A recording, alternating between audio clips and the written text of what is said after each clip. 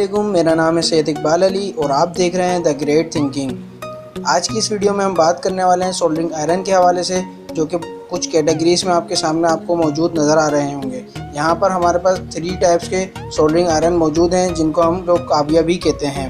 ठीक है, तो आप देख सकते हैं हमारे पास एक ये छोटा वाला सोल्डरिंग आयरन जो कि तकरीबन 40 वाट का है। ये आप लोगों ने देखा होगा ज़्यादातर मोबाइल फ़ोन्स रिपेयरिंग वालों के पास आपको नज़र आएंगे, क्योंकि इससे हम लोग बारीक टाँके का काम करते हैं। जहाँ हमें बारीक सोल्डरिंग का काम होता है वहाँ हम इसको यूज़ करते हैं। तो इसलिए मोबाइल में बहुत माइनर से काम होते हैं, छोटे से सर्किट्स होते हैं, वहाँ पर इसका इस्तेमाल ज़्यादा होता है।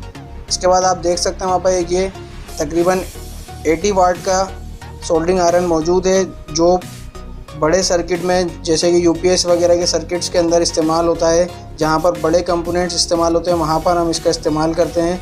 और एक हमारे पास मौजूद है ये 60 वाट का सोल्डरिंग आयरन। इसको हम नॉर्मल यूज़ करते हैं। ये तकरीबन हर चीज़ के अंदर छोटी ही बड़ी चीज़ में इस्तेमाल हो सकता है। ये नॉर्मल साइज़ कहलाता है इसका।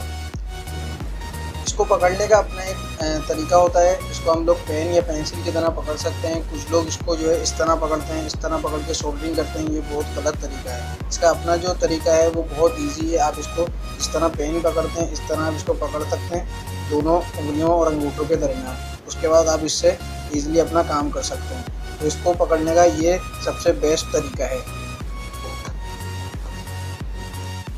इसके अलावा हमारे पास एक स्टैंड मौजूद है, जो कि आप देख सकते हैं वहाँ पर ये एक स्टैंड है। इसके अंदर हम अपना सोल्डरिंग आयरन ईजिली रख सकते हैं। वर्किंग के दौरान इसको हम लोग बार बार निकालते भी हैं, रखते भी हैं। इस तरह मैं आपको दिखाता हूँ। इस तरह इसको रखते हैं और इसी तरह इसको निकालते हैं, अपना काम करते हैं, फिर इसमें डालते हैं। ये इसलिए ज़रूरी है क्योंकि सेफ्टी फर्स्ट है। ये काफ़ी गर्म होता है, आपका नुकसान भी हो सकता है, आपका खुद का नुकसान हो सकता है, चीज़ों का भी नुकसान हो सकता है, टेबल वगैरह का भी नुकसान हो सकता है। ये जिस चीज़ को टच करेगा उसको जला सकता है। तो इसके लिए हम इसका स्टैंड का इस्तेमाल बहुत ज़रूरी है, इसको लाजमी होना चाहिए। तो हम इसको आराम से ईज़िली अपने स्टैंड के अंदर रख सकते हैं। इसके अलावा आप देख सकते हैं हमारे पास ये सोल्डरिंग वायर मौजूद है। ये बहुत ज़रूरी है क्योंकि किसी भी कंपोनेंट्स को सोल्ड करने के लिए सोल्डरिंग वायर की ज़रूरत पड़ती है। ठीक है, तो अब हम देखते हैं कि किस तरह सोल्डरिंग की जाती है और किसी भी पीसीबी के ऊपर किसी भी कंपोनेंट्स को किस तरह हम इजीली लगा सकते हैं। तो हम अपने सोल्डरिंग आयरन को ऑन कर लेते हैं, इसका प्लग इन कर लेते हैं। थोड़ी सी देर हमें वेट करना पड़ेगा। इसको गर्म होने में थोड़ा सा टाइम लगता है। जब ये हीटअप हो जाएगा उसके बाद हम चेक करेंगे। इसको चेक करने के भी तरीके होते हैं। बाज़ लोग जो इसको सूंघ के चेक करते हैं या हाथ लगा के चेक करते हैं, तो ये काफ़ी डेंजर है। आपका हाथ जल सकता है या आपका मुँह भी जल सकता है। तो आपने इसको इस तरह नहीं चेक करना है। इसको आप अपने सोल्डरिंग वायर के साथ भी अटैच करके चेक कर सकते हैं। अगर ये अपने टेम्परेचर पे कंप्लीट पहुंच जाएगा तो ये इजीली अपने वायर को, तो हमारे पास सोल्डरिंग वायर मौजूद है, इसको ये इजीली मेल्ट करा सकता है। तो आप इसको मेल्ट करा के देखें। कभी भी जो है किसी भी तरह की कोई रिस्क लेने की ज़रूरत नहीं है। सेफ्टी बहुत ज़रूरी है, मैं आपको बार बार कह रहा हूँ। इलेक्ट्रिक का किसी भी किस्म का काम हो उसमें सेफ्टी बहुत ज़रूरी है। सबसे पहले अपनी सेफ्टी का ख्याल रखें, उसके बाद अपने काम को देखें। हम इसको चेक कर लेते हैं कि ये कुछ गर्म हुआ या नहीं हुआ। ये आप देख सकते हैं कि इसमें से धुआं भी निकल रहा है और ये गर्म होना शुरू हो गया है। इसकी नोब आप देख सकते हैं कि इसकी नोब थोड़ी सी ख़राब हो जाती है, गंदी सी हो जाती है। इसकी वजह से जो है हमारा टाँके जो है सही तरीके से लग नहीं पाते। तो इसको भी साफ़ करने का तरीका है, वो मैं आपको बताता हूँ।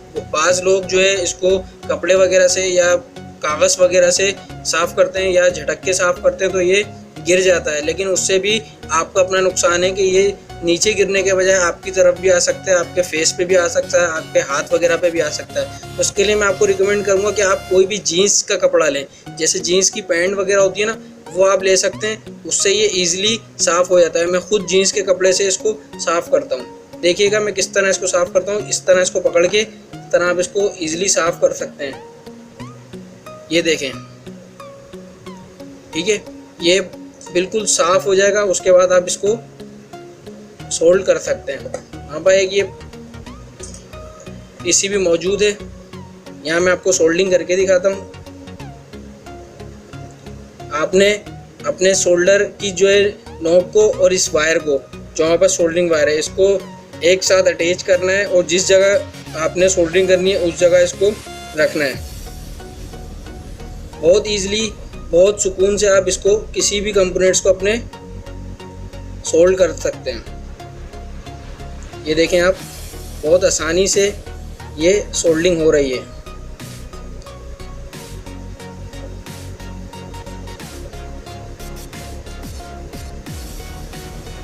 या हम इसको बहुत सुकून से किसी भी चीज़ को ईज़िली सोल्ड कर सकते हैं।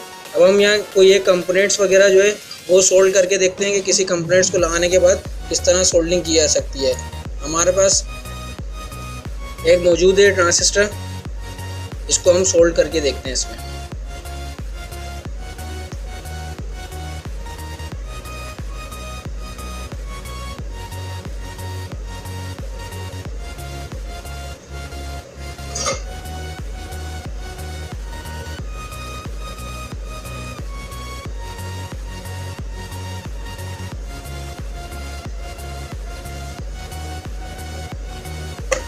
ये आप देख सकते हैं कि हमने बहुत ईज़िली इसको जो है सोल्ड कर दिया है। यहाँ पर आप भी इसी तरह किसी भी कंपोनेंट्स को आराम से सोल्ड कर सकते हैं।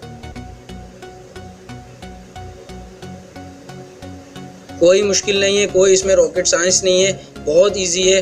कोई भी आप खुद से अपने घर में किसी भी चीज़ को रिपेयर कर सकते हैं, बहुत आसानी से किसी भी चीज़ को सोल्ड कर सकते हैं। ये था हमारा आज का टॉपिक। हमारे चैनल को सब्सक्राइब करना ना भूलें और बेल आइकन को प्रेस करें ताकि आपको आने वाली तमाम अच्छी वीडियोस हमारी आप तक पहुंच सकें। देखते रहिए हमारा चैनल द ग्रेट थिंकिंग। अल्लाह हाफिज़।